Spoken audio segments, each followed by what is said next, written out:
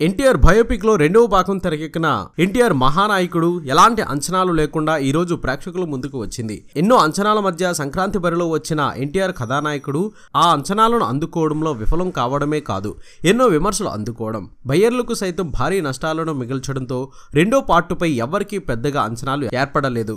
మరి ఎలాంటి అంచనాలు లేకుండా వచ్చిన ఈ మూవీ ఎలా ఉంది, ఎన్టీఆర్ రాజకీయ కోణాన్ని పూర్తిగా చూపించారా లేదా అన్న విషయాన్ని మనం ఇప్పుడు చూద్దాం. ఎన్టీఆర్ జీవితం మొత్తం తెరిచిన పుస్తకం లాగానే సాగింది.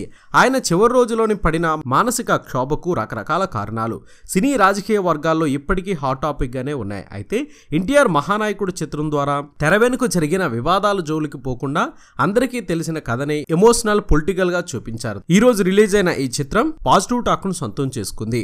సినీ ప్రముఖులు ఈ చిత్రంపై ప్రశంసల వర్షం కురిపించారు. ఇక ఈ చిత్రం ఓపెనింగ్స్ విషయానికి వస్తే ఈ చిత్రం ప్రపంచవ్యాప్తంగా 1000కు పైగా స్క్రీన్లపై రిలీజ్ అయింది. సినీ రంగంలో తిరుగులేని నటుడిగా ఎదిగిన ఎన్టీఆర్ రాజకీయ రంగంలో ప్రత్యర్థులను ఎదుర్కొని ఎలా ముఖ్యమంత్రి అయ్యారు అన్నది ఆసక్తికరంగా చూపించారు. ప్రస్తుతం ఎలక్షన్ సీజన్ నడుస్తుండటంతో ఈ సినిమా ప్రేక్షకులను బాగానే ఆకట్టుకుంటుందని రాజకీయ వర్గాలు అంటున్నాయి. శుక్రవారం రిలీజ్ అయిన ఈ చిత్రం వరల్డ్ వైడ్ తొలి రోజు 7.5 కోట్ల గ్రాస్ ను రాబట్టింది. ఇందులో ప్రీమియర్స్ వాటా 1.9 కోట్లు మాత్రమే. ఎన్టీఆర్ కథానాయకుడు ఓపెనింగ్స్ తో పోల్చితే ఇవి చాలా తక్కువే.